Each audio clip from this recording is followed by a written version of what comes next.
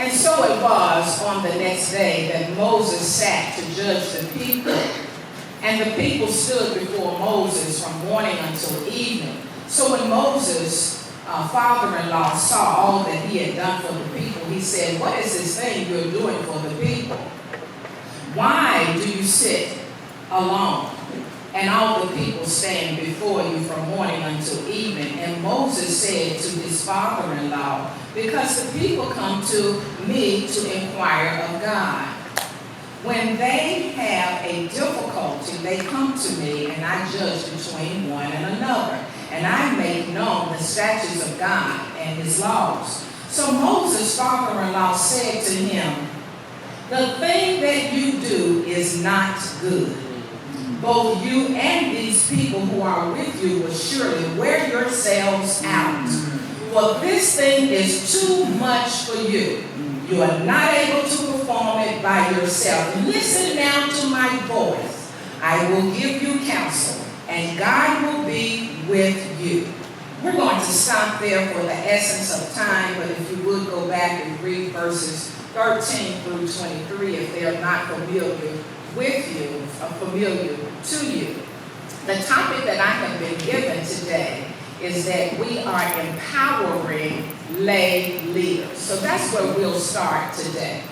What are you doing? That's a question. You can't do it alone. Teach the people. Yeah. Those are statements of wisdom that came from Jethro to Moses in Exodus, the 18th chapter. I imagine if more pastors would have had a Jethro in their lives, then we would not have these alarming statistics. According to Barnum, an article entitled "Leaders and Pastors," 42% of pastors actually admit that they have contemplated quitting. And 17% actually walk out on the ministry each month. This is extremely disturbing because, as renowned leadership expert John C. Maxwell quotes, "Everything rises and falls on leadership." So brothers and sisters, it's a hard truth to ignore. The senior pastor is called by God to oversee the operations of the ministry, to ensure that the people are ministered to effectively, and to carry out the mandate from the Lord. However, senior pastors were never called to do it all alone. You were never called to do it all alone. It is not all about you. Yes. Moses replied after Jethro asked him the question, "What are you doing?" Moses said, "Well, the people are coming to me. The people need me. I'm here to judge the people. I'm here to help grow the people. If the truth be told, you are just like Moses. But you need to hear what Moses told Jethro. This is too much for you. You cannot do this alone. Teach the people." Now, if you will allow me today, I have come as a modern day Jethro to set some senior pastors free. Yes. Will you will allow me today? Yes, please. You see, the Lewis Center for Church Leadership offers an insight for Jethro. And after I read that information, I summed it into my own information, and I have 4 points that I would like to give you as your modern day Jethro. Okay? So I'd like for you to understand we cannot do it alone. It takes all of us. I have turned these ideas into 4 steps. Now, research says you're not going to believe more than 50% of what I say unless you write it down. That's right. If you write it down, you might get 60%. So will you write today? Yes? All right, the first step is to identify. Everybody say identify. Identify. The second step is to instruct. Everybody say instruct. The third step is to implement. Everybody say implement. The fourth step is to inspect. Everybody say inspect. Now to identify is to search for those in your congregation that are growing in the faith, that love the Lord, have the spirit of the senior pastor, and are willing to assist. Sometimes it's better to have a holy vacancy if you cannot identify the right people. These are the ideal people to serve in lay positions within the ministry. The right people in the right position, aligned with the senior pastor, going in the right direction, will allow the ministry to move much stronger than the pastor could ever do alone. Tell someone identify. The next step is to instruct. Everybody say instruct. Instruct is to teach, to mentor these people with church policies, with ministry procedures, with basic methodologies, making sure they understand the pastor's vision. That's what needs to be in place. Amen? A part of instructing is also to determine the spiritual gifts that these people might possess. This will prevent the senior pastor fulfilling the need to do everything alone. The third step is to implement. Everybody say implement. Implement requires the senior pastor to build his team, to build his circle of support. These are the people you've already identified. You've already instructed for the purpose of strengthening the congregation. Now it's time for implementation. These people are to be released to do the work. They are to be given charge over specific areas or duties within the ministry. And the fourth step is to inspect. Somebody say inspect. To inspect requires you to closely monitor. You need to make sure that the vision that the pastor has is being carried out. And these people must understand that they've been given a charge and they must do what they have been asked and charged to do. My husband always says you can't expect what you don't inspect. So we must keep our eyes on what we are asking God to do through these lay people. Now, 34 years ago, my husband became the senior pastor of Friendship Christian Church in Gastonia, North Carolina. And he quickly learned he could not do it alone. He could not do everything himself. So therefore, he empowered lay people to work with him to carry out the vision. I joined on staff as Director of Ministries. So he said my role was to keep the plates spinning. You know, as a juggler juggles plates, he said your role is to keep the plate spinning.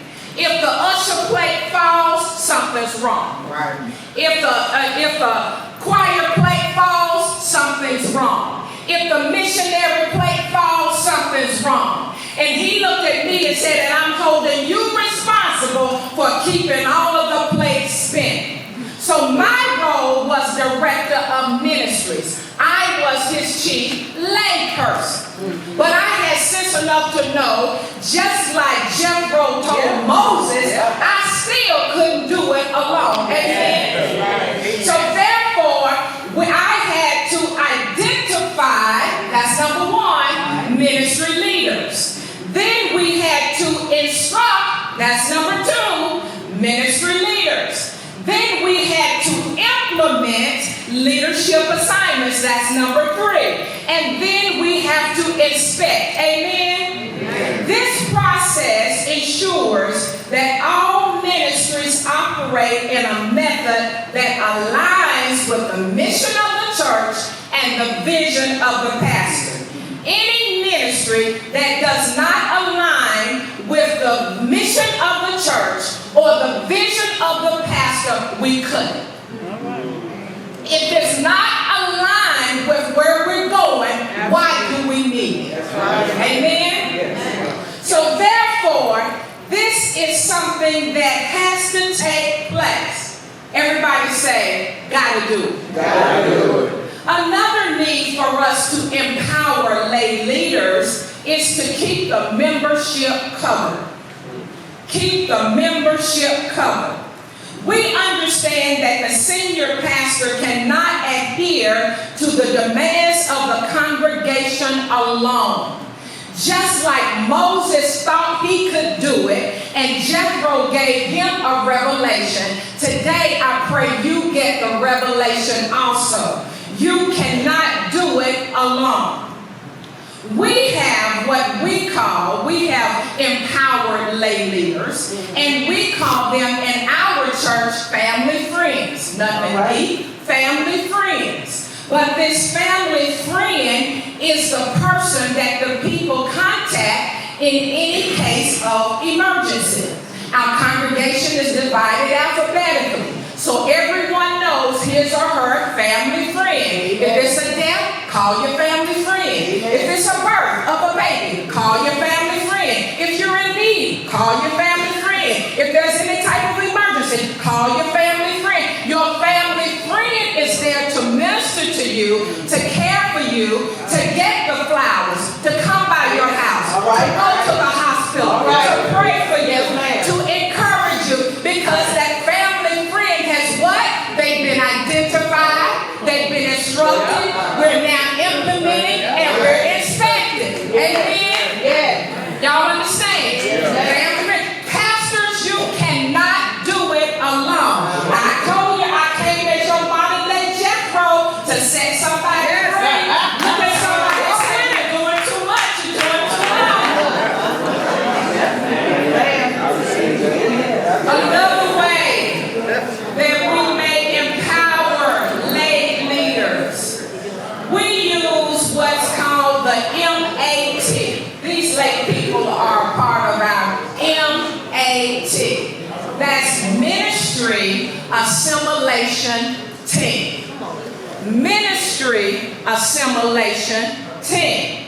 So these lay leaders are responsible for welcoming new members into the church. Yeah. They are responsible for facilitating a spiritual gifts inventory to see where the strengths of these people might be. They are responsible for guiding them into the right ministry to work.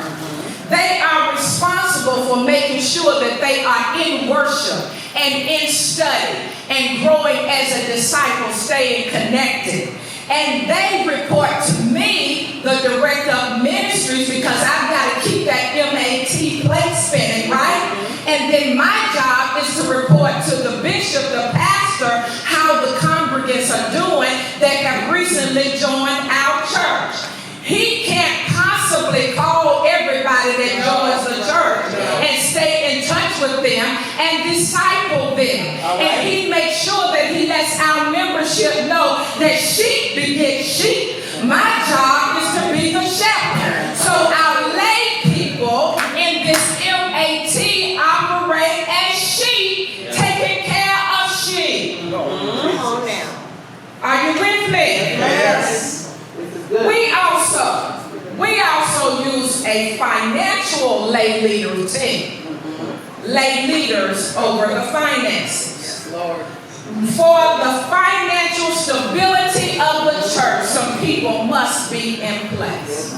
However, we've got to identify, we must instruct, we must implement, and we must inspect. Do not ever put lay people over finances that you have not instructed, identified, instructed. You have implemented the process and you're inspecting the process. Amen? Amen. So therefore, we no longer rely on Sunday morning offering pans as our main source of income. Our offering baskets are so small you can put them right there. Because that's not the way people are giving it. Lay leaders have allowed us to understand the importance of online giving. Yes, ma'am. Most people have given on the website before Sunday morning. People are giving by church mobile. Young people are using Cash App and Venmo and all of these other methods. And even at our church, we have a card machine where they can go swipe and give their offering. All right. We live in a new day, so we got to do things a new way. Right. Since post-COVID, the effective use of these lay leaders have been accredited to our financial stability of the church. Many of our donors are out of the city and out of the state. Others may not even return to the building. You know what your buildings look like. Amen. They may never come back. They're accustomed to watching worship while they're eating pancakes. And if that's what they're going to do, just God bless them. At least pray to God that they pay attention and send their offering. A final example that we use with lay leaders is technology in ministry. All right. I see that someone on the program will talk more about that later. But we have to have technology in our ministry. We must understand the importance of using lay people with our virtual presence. I'm too old to figure all of that out. But we've got some young people that we can put in place. All right. They can get some stuff done. Y'all understand? I have a grandbaby that's not even 2 that'll grab my cell phone and figure out how to move from here to there and everywhere. And I'm looking like, girl, how you figure this out? But if that 21-month-old can figure it out, then y'all better know. You better get some young people to help you in the area of your technology. Everybody understand that?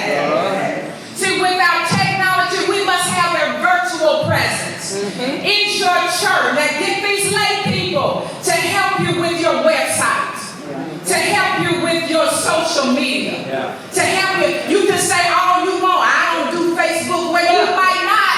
But guess what? There are a whole lot of folk out there that do. The word requires us to go ye therefore. You can't knock on as many doors as Facebook brings. We've got to have a different presence. Twitter, YouTube, TikTok. That's where we're going to find the people, and your lay leaders can do it for you. We have an online presence. In the morning when I welcome visitors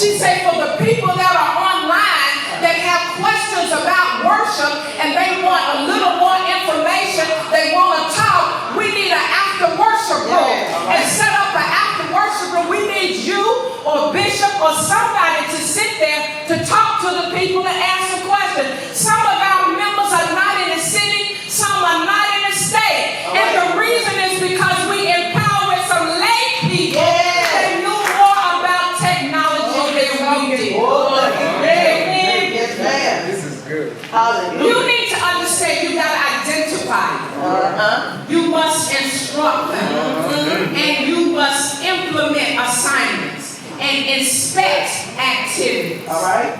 Ministry is no longer operating the way it was 10 or 20 years ago.